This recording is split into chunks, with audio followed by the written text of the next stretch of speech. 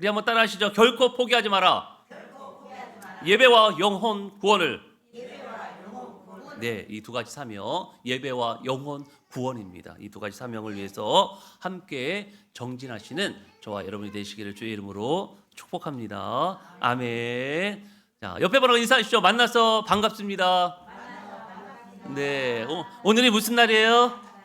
자, 오늘이 무슨 날이죠? 예, 3.1절. 예, 우리 대한민국 만세 한번 불러야 되지 않나요? 네? 한번 할까요? 우리 대한민국 만세. 시작. 대한민국 만세. 대한민국 만세. 대한민국 만세. 네. 할렐루야. 예. 선진들의 희생이 아니었다면 우리가 이렇게 평안하게 정말 행복하게 살 수 없었을 거예요. 그러니까 수많은 사람들이 진리를 위해서, 공의를 위해서, 자유를 위해서 죽음을 마다 않고 3.1절 운동을 했기 때문에 이렇게 우리가, 저와 여러분들이 이렇게 하나님 앞에 자유롭게 예배하면서 기쁨으로 살아갈 수 있게 된 것입니다. 얼마나 감사한 일인지 몰라요. 자, 여러분 경청이라는 말 잘 아시죠? 경청은 사전적 의미로요, 귀를 기울여 듣는 거예요. 귀를 기울여 상대방의 말을 듣는 것입니다. 이것을 경청이라고 해요. 그런데 단순히 이 경청이란 말은요, 귀를 기울여 듣는 것을 넘어서 이 상대방의 말과 그리고 그 어떤 동기, 정서까지 공감하며 이해하려는 적극적인 태도를 말합니다. 그걸 경청이라고 해요. 그냥 듣는 것과 경청은 달라요. 예, 그냥 듣는 사람들은요, 한 귀로 듣고 한 귀로 흘릴 수 있는데요, 경청은 그렇지가 않습니다. 예, 반응하는 거죠. 그 사람의 상대방의 말에 반응을 해주면서 듣는 거예요. 나의 말로 듣는 거죠. 특히나 하나님 말씀 앞에 경청하는 태도는요, 매우 중요합니다. 어떻게 해야 경청을 잘할 수 있을까요, 여러분? 하나님 말씀에 귀를 기울일까요? 어떻게 해야? 경외심을 가져야 됩니다. 하나님을 두려워하고요, 그분을 경외심을 가져야 돼요. 그럴 때 경청하게 되는 것이에요. 그리고 확신이 있어야 됩니다. 예, 하나님 말씀에 하나님에 대해서 확신이 있어야 돼요. 그 상대방에 대해서 확신이 있어야 돼요. 상대방을 믿어야 됩니다. 그래야지 경청하게 되는 거예요. 상대방을 믿지 않으면요, 경청할 수가 없어요. 예, 하든지 말든지 이렇게 되는 거죠. 그래서 상대방을 신뢰해야 돼요. 하나님을 신뢰해야지만 하나님의 말씀이 어떻게 해요? 내 마음속에 들어오게 되는 것입니다. 예. 그리고 마지막으로 경청을 잘하기 위해서는요, 말씀을 전하는 자, 상대방, 그러니까 말을 전하는 자를 신뢰해야 되고요, 예를 갖춰야 됩니다. 예. 예를 갖춰서 그렇게 그럴 때 경청하게 되는 거예요. 경청하는 말씀은요, 마음에 남습니다. 예. 오래 가요. 근데 한 귀를 듣고 한 귀를 흘리는 듣는 것은요, 오래 가지 못해요. 여러분, 이제 오후 예배 다 끝나시고 돌아갈 때, 오늘 본문의 말씀이, 설교 말씀이 기억나시나요? 아마 뒤로 돌아서면 아마 다 까먹게 될 거예요. 근데 경청을 하시면요, 그래도 남는 게 있거든요. 남는 게 있기 때문에 경청이 그만큼 중요합니다. 자, 오늘도 하나님 말씀에 경청하심으로 그 말씀이 옆에 분의 말씀이 아니라 나의 말씀이 되시기를 주의 이름으로 축복합니다. 아멘. 옆에 분하고 다시 한번 인사할까요? 말씀에 경청합시다. 네, 지난주는요, 사도 바울이 아그리빠 왕 앞에서 재판을 받는 이야기입니다. 오늘도 계속해서 이제 아그리빠 왕 앞에서 재판을 받게 되는데요. 자, 우리가 이렇게 인생을 살다 보면요, 사도 바울처럼 인생의 홍수가 오게 됩니다. 홍수를 만나게 돼요. 때로는 일이 순조롭게 풀릴 때도 있지만요, 막 꽈배기처럼 꼬이고 또 꼬일 때가 있지 않습니까? 인생이 그렇잖아요. 그런데 많은 사람들이요, 그 문제 앞에서 이 말과 같이 물을 역행해서 발버둥 치고 있다는 거예요. 어렵고 힘든 상황일수록 흐름을 거스르면 안 된다는 것이죠. 소와 같이 부력을 이용해서 자신을 물결에 맡기는 것도 지혜입니다. 예. 홍수가 나면 말은 죽는데요, 소는 산다고 하잖아요. 그래서 우생마사라고 그런 사자성어가 생겼습니다. 특히 우리네 신앙인들은요, 성령의 바람을 이용해야 돼요. 홍수에 인생의 홍수가 왔을 때, 인생의 폭풍이 왔을 때, 그런데 어떻게 된다고요? 성령의 바람을 이용해야 된다는 거예요. 여러분 인생의 폭풍이 불 때 내 힘으로 날려고 하면요 오히려 추락하고 만다는 것이죠.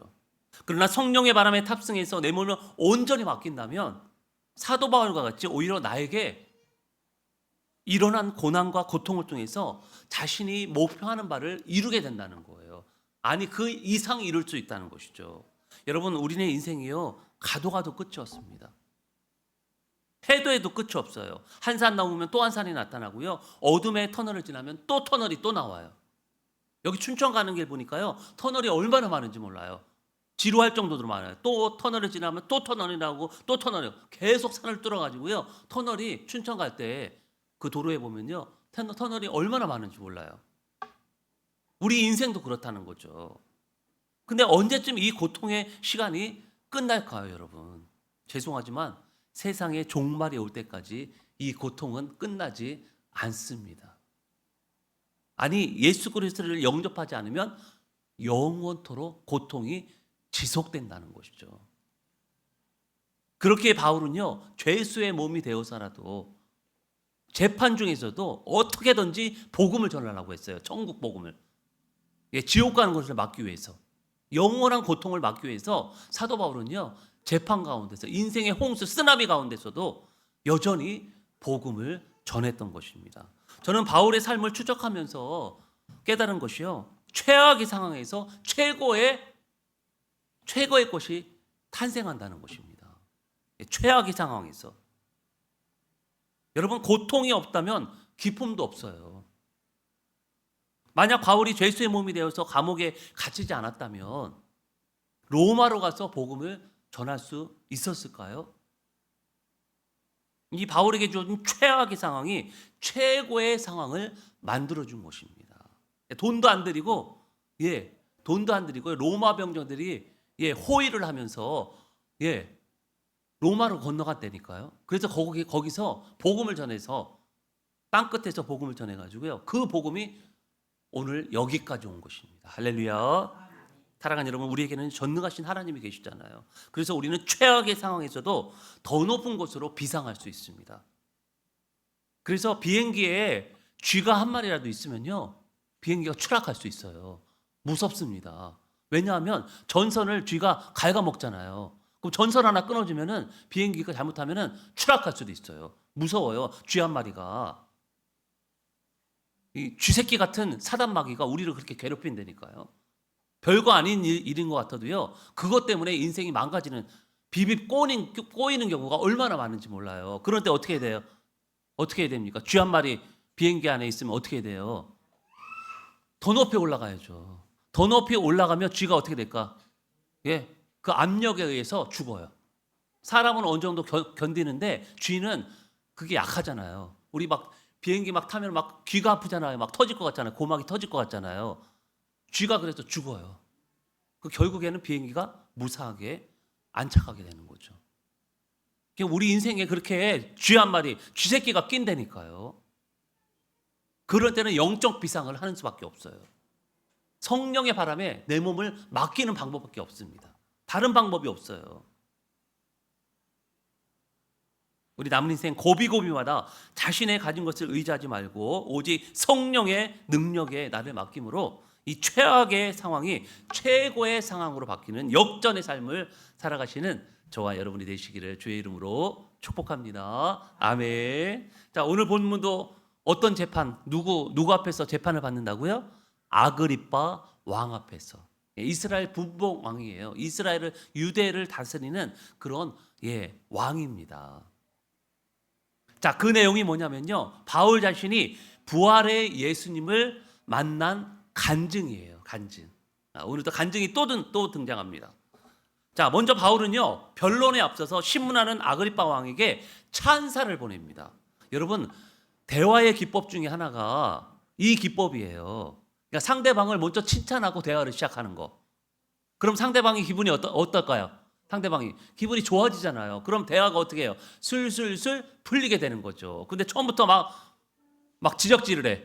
상대방을. 그리고 대화를 하려고 하면 대화가 되겠어요? 안 되겠어요?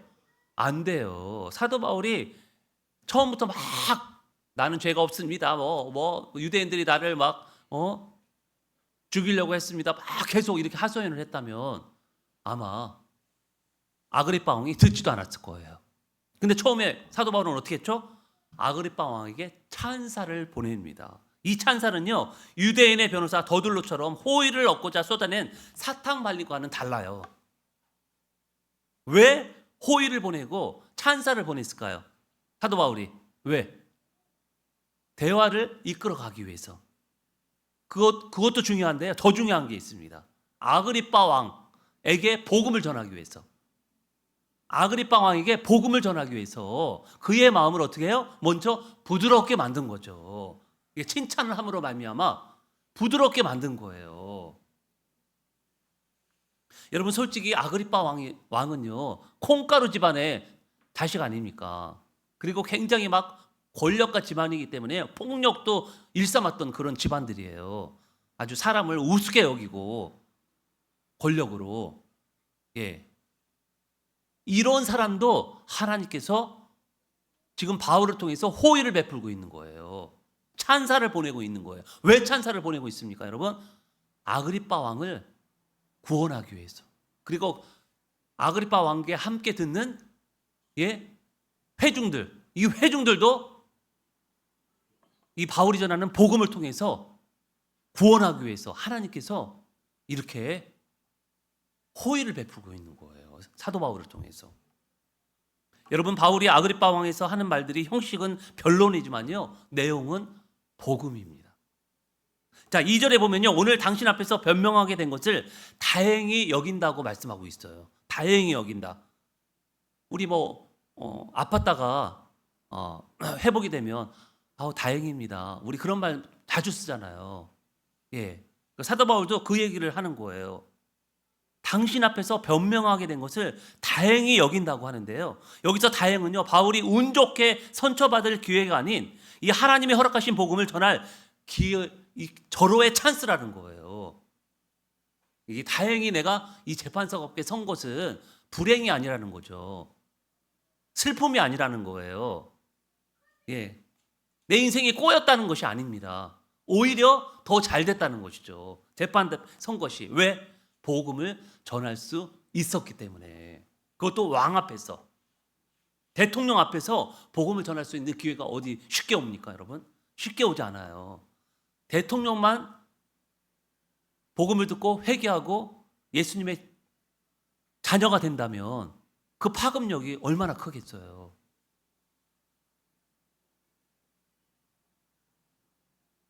이것은 바울에게 다행이 아니라 아그리빠에게 아주 복된 일이잖아요. 이렇게 여러분에게도 말씀을 들을 기회가 있다는 것은요 얼마나 다행인 일인지 몰라요. 오늘 나오지 못한 분들 안타깝잖아요.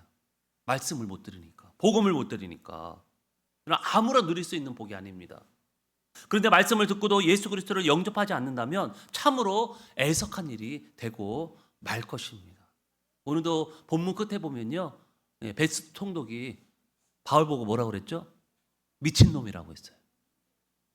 미친놈이라고.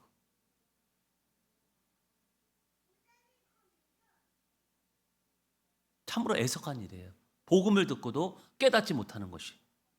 여기 계신 분들은 한 분도 빠짐없이 말씀을 듣고 그 복음을 깨달음으로 말미암아 예수 그리스도를 영접하여 구원의 문을 통과하게 되기를 주의 이름으로 축복합니다. 아멘. 자, 바울은 아그리빠 왕 앞에서 담대히 자신을 경험했던 이 간증의 보따리를 풀어놓습니다.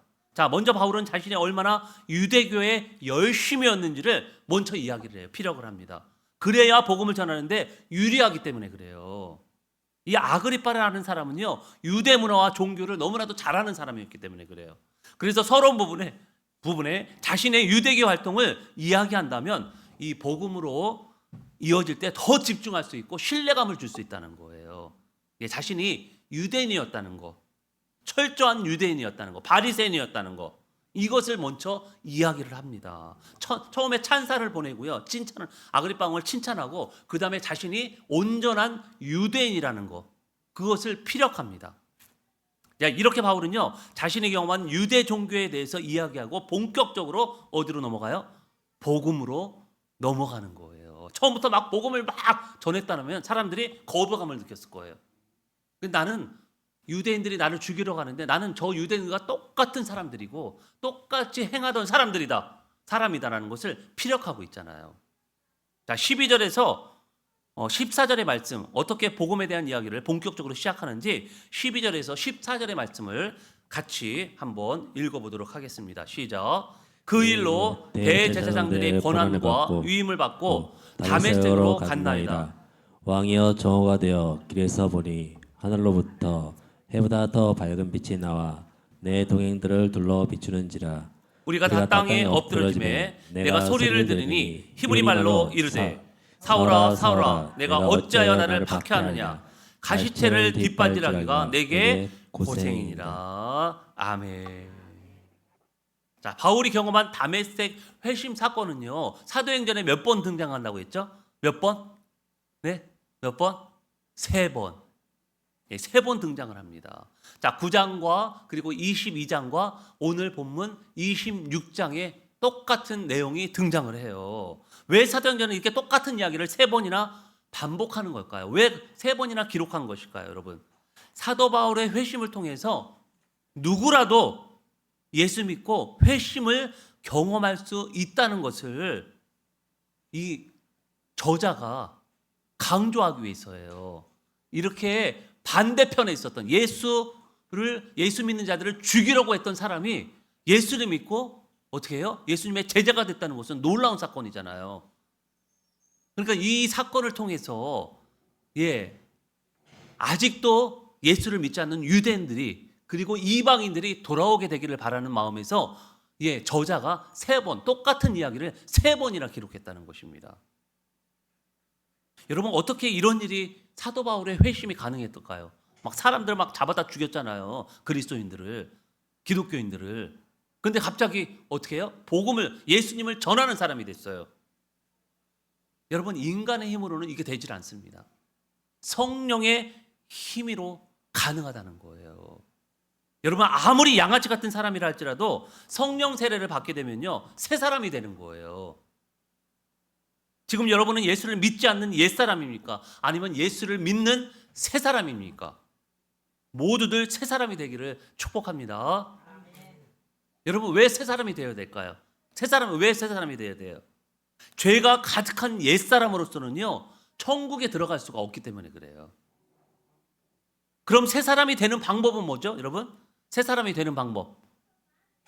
예수 그리스도를 나의 구주로 영접해야 합니다. 할렐루야. 그분이 십자가에서 이룬 의를 전가받지 않으면요, 결코 새 사람이 될 수 없는 거예요. 예수님을 만나야 된다는 거예요. 이렇게 인생은요, 예수님을 만나기 전과 만난 후로 나눠집니다. 바울이 어떻게 나눠졌어요? 인생이 다메섹 사건을 통해서 인생이 전반전과 후반전으로 나눠졌다는 거예요. 저도 마찬가지예요. 예수님을 만난 전과 후로 나눠졌거든요. 저의 인생이. 아마 여러분의 인생도, 예수를 믿은 여러분의 인생도 마찬가지일 거예요. 예수를 믿기 전과 믿은 후의 인생으로 나눠질 것입니다. 여러분, 실제 역사에 있어서도요, BC 기원 전과 AD 기원 후의 기준이 누구예요? BC와 AD로 나누는, 기원 전과 기원 후로 역사를 나누고 있잖아요. 그 역사의 기준이 되시는 분이 누구예요? 세상 역사에서도 바로 우리 예수님이잖아요. 예수님의 탄생 전과 예수님의 탄생 후로 역사는 나눕니다. 그들이 부정하건 부정하지 않던 간에 안 믿는 사람들도요, 이 세계 역사를 다 따르고 있어요. 예수님 전과 예수님 후로 나눕니다. 우리 인생 동안 예수를 만나야 변화될 수 있다는 거예요. 천국은 죄인이 들어갈 수가 없습니다. 의인으로 변화되어만 들어갈 수 있는 곳이 바로 천국이에요. 여러분, 우리 하나님은요, 거룩하신 분이기 때문에 더러운 죄인하고는요, 가까이 하지 않습니다. 여러분, 노숙자를 집에 한번 들여보세요. 냄새가 얼마나 나겠습니까? 쉽게 그 냄새가 빠질까요? 쉽게 빠지지 않아요. 그래서 우리는요, 이 죄의 문제를 해결하지 않으면 하나님을 만날 수가 없는 것입니다. 이렇게 교회에 나와도요, 여러분 죄가 가득 차 있으면요 하나님이 만나주지 않으세요. 만나주지 않는다는 거예요. 그래서 우리는 교회 오면 딱 앉아서 뭐부터 해야 돼요? 회개부터 해야 되는 것입니다. 나의 죄를 회개부터 해야 돼요. 그래야지 비로소 하나님이 만나주시거든요. 그리고 비로소 기도할 때 응답을 받을 수 있는 거예요. 근데 회개하지 않고 죄가 가득한 마음으로 예배를 드리고 기도를 하면요 응답의 역사가 없습니다. 은혜가 없어요. 성령의 역사가 없습니다. 여러분이 그래서 이 죄의 문제를 반드시 해결해야 돼요. 이 죄의 문제를 해결하신 분이 누구십니까? 바로 우리 주 예수 그리스도 그분이십니다. 그분이 이 땅에 오셔가지고요 우리 죄 대신에 십자가를 지심으로 말미암아 우리가 비로소 천국에 들어갈 수 있는 의인이 되었다는 사실입니다. 사도 바울은 오늘 이 본문의 말씀과 같이요 가시채를 뒷발질하며 고생을 사서한 사람이에요. 그 옛날에 예수를 믿기 전에 여기서 가시채를 뒷발질한다고 하는데요. 이 가시채라는 말은요 소나 말 같은 짐승을 앞으로 가게 하려고 막대기에다가요 빼촉한 것을 이렇게 붙여놓은 거예요. 뭐 유리 조각도 옛날에 채찍에 보면 유리 조각도 붙여놓을 수도 있고 뼈다귀를 잘게 쪼개가지고요 거기다 붙여놓는 경우도 있어요. 그래야지 어떻게 해요? 말과 소가 말을 듣거든요. 자, 이 표현이 뭡니까 여러분? 가시채를 휘두르며 동물들을 몰듯 예수 믿는 자에게 폭력을 휘두른 바울을 향해서 그것은 하나님을 위한 열심이 아니고 하나님을 대적하는 일이며 스스로 파괴하는 어리석은 일이라는 것을 지금 가시채를 통해서 말씀하고 계시는 거예요. 우리 하나님께서, 예수님께서. 한마디로 바울이 헛소고를 했다는 것이죠. 여러분, 교회를 20년, 30년, 40년, 50년 평생 다녀도 여러분 헛소고할 수 있습니다. 하나님을 만나지 못하면, 예수님을 인격적으로 만나지 못하면요 헛소고할 수 있는 거예요. 그런데 이제 바울은요 그리스도인을 잡으러 가는 다메섹에서 예수님을 만나게 되고요 이후 예수님을 절하게 되는 그런 사람이 된 거예요. 참으로 극적인 사건이 아닐 수가 없는 것이죠. 여러분 이 극적인 사건이요 저와 여러분에게도 일어나야 될 줄 믿습니다. 그렇지 않으면 사단의 권세 아래 영원히 우리는 고통받게 될 것입니다. 그러나 예수님을 만나다면 천국을 기업으로 얻을 수 있는 이 하나님의 빛의 자녀가 된다는 것입니다. 할렐루야. 자, 이렇게 바울은요 극적인 회심을 경험하게 되고요 예수님의 제자가 됩니다. 주님은 왜 바울과 같이 극악무도한 죄를 들어 쓰시는 걸까요? 얼마든지 바울보다 더 선하고 더 잘난 사람들도 많잖아요. 저를 봐도 이 의구심이 떠나지 않아요. 저 같은 연약하고 보잘것없는 사람을 선택하셔서 이 목사로 세웠다는 것은요 지금까지도 의문입니다. 제가 목사에 나가서 목사들을 만나보면요 제가 신기해요. 저분 목사님들 어떻게 저렇게 목회를 하고 있을까 신기해요. 무엇 때문에 극악무도한 사울 같은 사람을 사명자로 부르셨을까요? 저 같은 미련하고 연약한 자를 왜 목사로 세우셨을까요, 여러분? 그 정답이 18절에 있습니다. 우리 18절의 말씀을 같이 한번 읽어보도록 하겠습니다. 시작. 그 눈을 뜨게 하여 어둠에서 빛으로 사탄의 권세에서 하나님께로 돌아오게 하고 죄사함과 나를 믿어 거룩하게 된 무리 가운데서 기업을 얻게 하리라 하더이다. 자, 사도 바울 같은 사람, 저 같은 사람, 그리고 여러분 같은 분들을 왜 부르셨다고요? 여러분, 아직도 어둠에서 헤매게 있는 사람들을 구원하기 위해서 부르셨다는 것입니다. 지금 어둠 가운데서 죽어가고 있잖아요. 영적인 눈을 떠서 보시기 바랍니다. 지금 수많은 사람들이 지금 피를 흘리며 죽어가고 있어요. 그 사람들을 구원하라고 저와 여러분을 부르셨다는 것입니다. 할렐루야. 그렇다면 여러분, 이 어둠은 어떻게 몰아낼 수 있을까요, 여러분? 이 어둠은 어떻게 몰아낼 수 있어요? 방법은 하나밖에 없습니다. 어두운 가운데 빛을 비춰주는 거예요. 어둠을 어떻게 몰아낸다고요? 빛을 비춰줘야 된다는 거예요. 지금 교회가 여러분 낮이지만 지금 다 가림막을 쳐가지고 어둡잖아요. 근데 어떻게 환해졌죠? 어떻게 환해졌어요?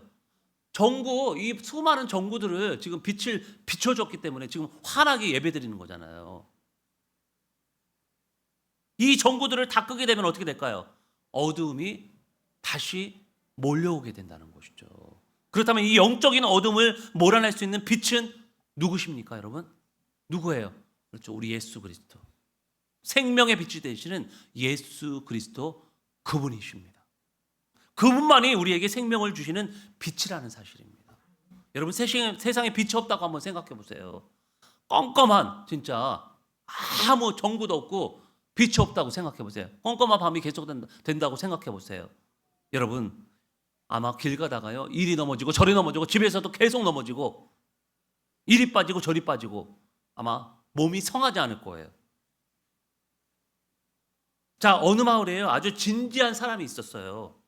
그는 밤이 되면요 세상이 너무 어두워지는 것이 못마땅했습니다. 너무 어두움이 너무 싫은 거예요. 그래서 어느 날 결심했어요. 네. 잠에서 깰지어다. 네.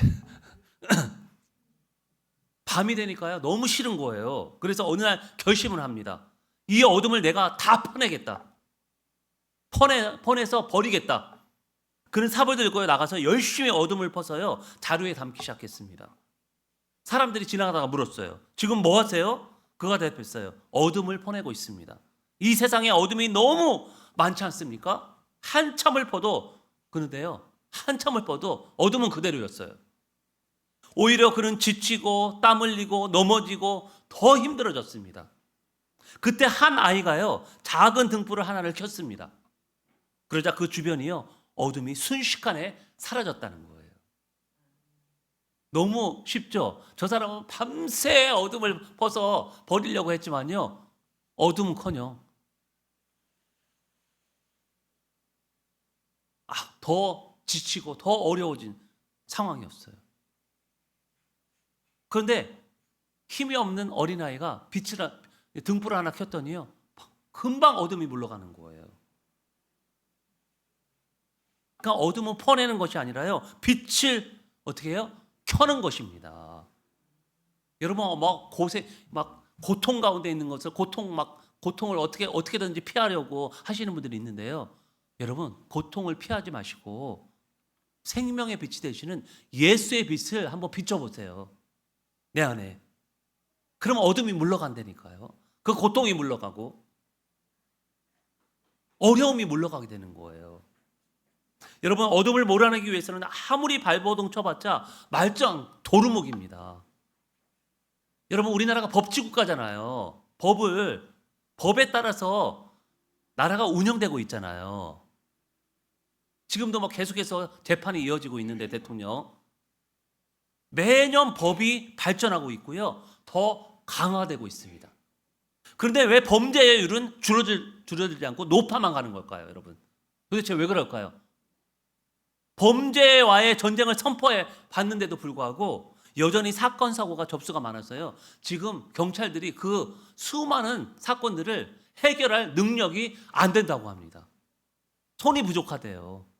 그래서 무슨 소송을 하게 되면요. 경찰서 가서 고발하고 소송을 하게 되면요. 엄청 오래 걸려요. 기다려야 됩니다. 사소한 사건도.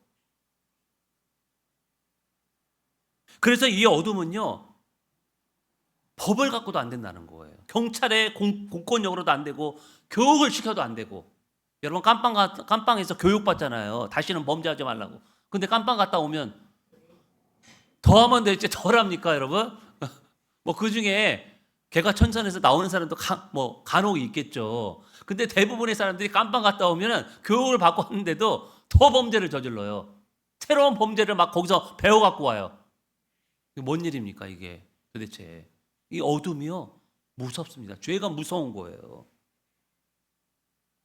여러분 무엇을 해도 깨진 독에 물을 붓는 격이에요. 이 어둠의 세력을 물리치는 유일한 방법이 뭐라고 그랬죠? 생명의 빛이 되시는 예수 그리스도 그분을 우리 안에 모시는 것입니다. 여러분 그분이 우리 안에 생명의 빛이 되시는 그분이 우리 안에 들어온다면 이 어둠은요 36개 주랭약을 치고 말 거예요. 마음이 우울하십니까, 여러분? 마음이 고통스러우세요? 자식 때문에, 남편 때문에, 아내 때문에 어렵습니까? 여러분, 그 어려움을 어떻게 물리쳐야 돼요? 생명의 빛이 되시는 예수님이 내 안에 들어오셔야 돼요. 들어와야 됩니다. 그래야지 어둠이 물러가는 거예요. 여러분, 생명의 빛이 되시는 예수님을 내 마음에 초청하시겠습니까? 아니면 외면하시겠습니까? 여러분의 믿음에 달려 있습니다.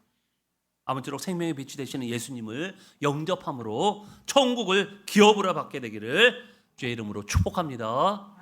말씀을 정리합니다. 사랑하는 여러분, 죄가 얼마나 무섭고요, 어둠이 얼마나 끔찍한지는 더 이상 설명 제가 안 드려도 될 것 같아요. 이 죄를 물리치고 어둠을 물리치는 방법은요, 생명의 빛이 되시는 주 예수 그리스도를 나의 구주로 영접하고 빛의 자녀가 되는 방법밖에는요 다른 어떤 방법이 없어요. 아직도 어둠에 계신다면 어서속히 빛으로 나오시기 바랍니다. 여러분, 우리가 왜 바울과 같은 사명을 부여받았습니까? 어두움에 죽어가는 영혼들을 빛으로 인도해야 되기 때문에 그래요. 여러분, 이 사명을 깨닫고요, 오늘 말씀을 기억하시고 영혼을 구원하는 일, 어둠 속에 있는 저 영혼들을 빛으로 인도하는 그 일에 쓰임받는 우리 사랑하는 성도들이 다 되시기를 주의 이름으로 축복합니다. 아멘. 여러분, 한번 따라할까요? 예수님의 이름으로 어둠은 물러갈지어다. 예, 힘들고 어려울 때마다 예수 이름으로 한번 선포해 보세요. 그럼 마음이 나도 모르게 진짜 환해진다니까요. 이것이 정말 신비해요. 예수 이름에 능력이 있기 때문에 그래요. 여러분, 우리에게는 능력이 없지만요, 예수의 이름에는 능력이 있습니다. 선포하셔야 돼요. 다시 한번 선포하시죠. 예수님의 이름으로 어둠은 물러갈지어다. 네, 옆에 분하고 인사하시죠. 당신은 빛의 자녀입니다. 네, 예수를 영접함으로 어둠의 자녀가 아닌 빛의 자녀로 살아가시는 저와 여러분이 되시기를 주의 이름으로 축복합니다. 아멘. 자, 오늘 말씀을 묵상하면서 이 어두운 가운데 죽어가는 영혼을 살리는 사명자로 살아가겠노라고, 그리고 우리에게 생명의 빛 주시는 그 예수님을 높여드리며 함께 찬양하기를 원합니다.